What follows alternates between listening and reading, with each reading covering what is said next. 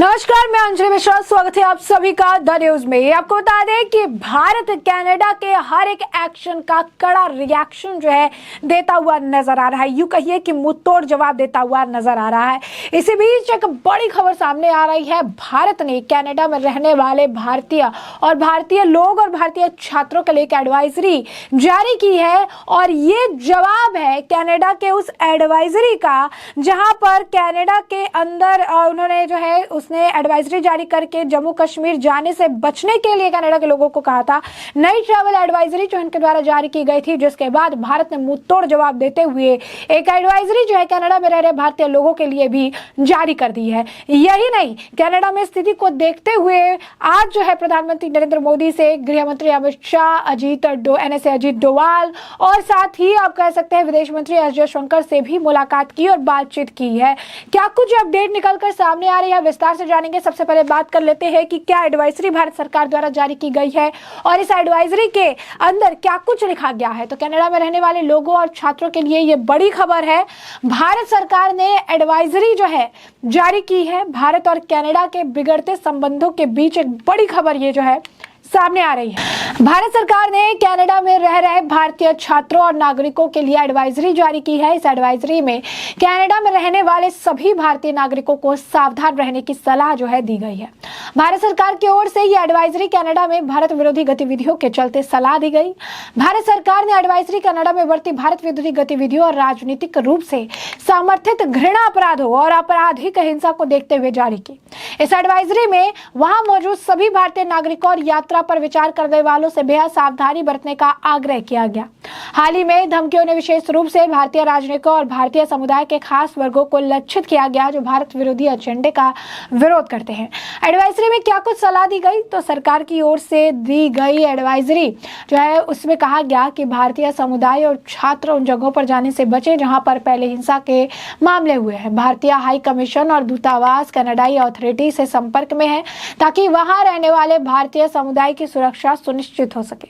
Canada में बिगड़ते सुरक्षा माहौल को देखते हुए भारतीय छात्रों को विशेष रूप से अत्यधिक सावधानी बरतने और सतर्क रहने की सलाह जो है दी जाती है। कनाडा में भारतीय नागरिकों और भारत के छात्रों को ओटावा में भारतीय उच्चायोग या टोरंटो और वैंकूवर में भारत के महावाणिज्य दूतावासों के साथ अपनी संबंधित वेबसाइटों या मैडाड यानी MADAD पोर्टल मैड जो है madad.government.in के माध्यम से रजिस्ट्रेशन भी करने के लिए कहा गया है। नीचे लिखा गया है कि पंजीकरण से उच्चायोग और महावाणिज्य दूतावास किसी भी आपातकालीन या अप्रिय घटना की स्थिति में कनाडा में भारतीय नागरिकों के साथ बेहतर तरीके से जुड़ने में सक्षम होंगे। तो ये एडवाइजरी जारी करके चीजें कही गई है। मोदी सरकार द्वारा ये बातें सामने रखी गई है और ये मुंहतोड़ जवाब है मोदी सरकार का कनाडा द्वारा जारी गई एडवाइजरी का। अब थोड़ा ये भी बता देते हैं कनाडा ने क्या एडवाइजरी जारी की थी। दरअसल खालिस्तानी आतंकवादी हरदीप सिंह निज्जर की हत्या मामले में भारत और कनाडा के बीच वरिष्ठ राजनयिकों के निष्कासन के दोनों देश के बीच संबंध जो है बेहद खराब हो गए। इस बीच कनाडा सरकार ने एक ट्रैवल एडवाइजरी जो है जारी की थी। इस बीच कनाडा सरकार ने ट्रैवल एडवाइजरी जारी की। ट्रैवल एडवाइजरी में कनाडा ने अपने नागरिकों के लिए जम्मू और कश्मीर की यात्रा करने से उन्हें मना कर दिया, बचने की सलाह दी। ऐसे में आपको बताते हैं कि कनाडा सरकार जो है उनको जवाब दिया गया है और पीएम मोदी से मिले जयशंकर, गृह मंत्री अमित शाह और ऑफिस में अजीत डोवाल से भी उनकी जो है मुलाकात हुई है। तो इस वक्त ये बड़ी खबर है। अगर आप देखेंगे तो किस तरीके से ये बैठक हो रही है, बैठक को लेकर कहा जा रहा है कि जल्द ही जो है कनाडा को लेकर कुछ बड़ा यहां पर देखने के लिए मिलेगा। यानी कनाडा को जवाब देने की तैयारी कर रहे हैं प्रधानमंत्री नरेंद्र मोदी और इसी वजह से ये बड़ी बैठक जो है बुलाई गई है। आपको बता दें जयशंकर, गृह मंत्री अमित शाह, ऑफिस में अजीत डोवाल भी मौजूद है और बड़े फैसले की तैयारी जो है वो की जा रही है। तो कनाडा के गंभीर आरोप लगाने के 24 घंटे बाद जो है आज दिल्ली में ये ताबड़तोड़ मुलाकातों से कई तरह की अटकलें लगने लगी है। जैसा कि हमने आपको बताया कि एडवाइजरी जो है कनाडा की तरफ से जारी की गई, जहां पर वो इस तरीके से ट्रैवल करने से बचने की बात कर रहे हैं। उसके बाद उन्होंने फिर मणिपुर का भी जिक्र कर दिया। उस एडवाइजरी में उन्होंने कहा कि अशांति है, आतंकवाद है, उग्रवाद है। इस वजह से एडवाइजरी में लिखा गया कि जम्मू और कश्मीर की सभी यात्राओं से बचा जाए। उन्होंने कहा कि जम्मू और कश्मीर के कई इलाकों में आतंकवादियों और सुरक्षा बलों के बीच हिंसक झड़प जो है जारी है। ऐसे में सावधानी ना बरत कर जो है आप खुद को गलत जगह पर पा सकते हैं, ये बात भी जो है कही गई। तो ऐसे में इस एडवाइजरी का जवाब जो है दिया गया था, भारत की तरफ से मुंहतोड़ जवाब दिया गया।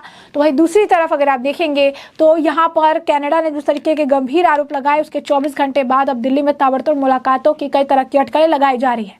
संसद का विशेष सत्र भी चल रहा है और इसी बीच अब सुबह विदेश मंत्री एस जयशंकर और पीएम नरेंद्र मोदी के बीच संसद भवन में बातचीत भी हुई है। सूत्रों के हवाले से मीडिया रिपोर्ट में बताया जा रहा है कि दोनों के बीच कनाडा से बड़े तनाव पर बातचीत हुई है।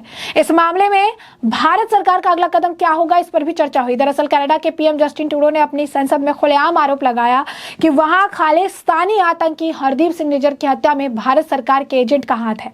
भारत के इस पर ऐतराज जताते हुए कड़ी प्रतिक्रिया दी और जैसे को तैसा वाला एक्शन लेते हुए कनाडा में भी एक राजनीतिक को देश के बाहर कर दिया। आज दूसरी बड़ी बैठक गृह मंत्री अमित शाह और राष्ट्रीय सुरक्षा सलाहकार अजीत डोवाल के बीच हुई। खास बात यह है कि इसमें भी खालिस्तानी एंगल ही प्रमुख है। कनाडा ने अपने लोगों के लिए एडवाइजरी भी जारी की। वहां सिखों की अच्छी खासी तादाद है, वे करीब 9 लाख की संख्या में है और पंजाब के लोग वहां नौकरी करने जाते हैं।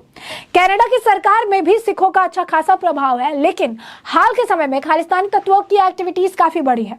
चिंता की बात है कि भारत सरकार के लगातार आग्रह के बावजूद कनाडा सरकार खालिस्तानियों को संरक्षण दे रही है और भारत विरोधी गतिविधियों में शामिल लोगों पर आंखें मूंदे बैठी है। शाह डोवाल से भी खालिस्तान पर बात हुई। आज संसद परिसर में शाह के ऑफिस में एनएसए अजीत डोवाल के पहुंचने के कई तरह की अटकलें लगाई जाने लगी। टीवी रिपोर्ट्स में बताया जा रहा है कि आतंकी सुरक्षा के मुद्दों पर दोनों के बीच बातचीत हुई। हाल में कश्मीर में अनंतनाग में हुए एनकाउंटर में खालिस्तानी कनेक्शन पता चला। एनआईए जांच कर रही है और ऐसे में गृह मंत्री के ऑफिस में आज इसी मुद्दे पर बात हो रही है। राष्ट्रीय सुरक्षा सलाहकार कश्मीर के मुद्दे पर काफी एक्टिव रहते हैं। ऐसे में सरकार की तरफ से किसी बड़े फैसले पर भी बात हो सकती है। दोनों मुलाकातें इसीलिए भी अहम हो जाती है क्योंकि कनाडा भी दूसरा पाकिस्तान बनता दिख रहा है। तो ऐसे में क्या फैसला हो सकता है, जरा ये भी जानिए।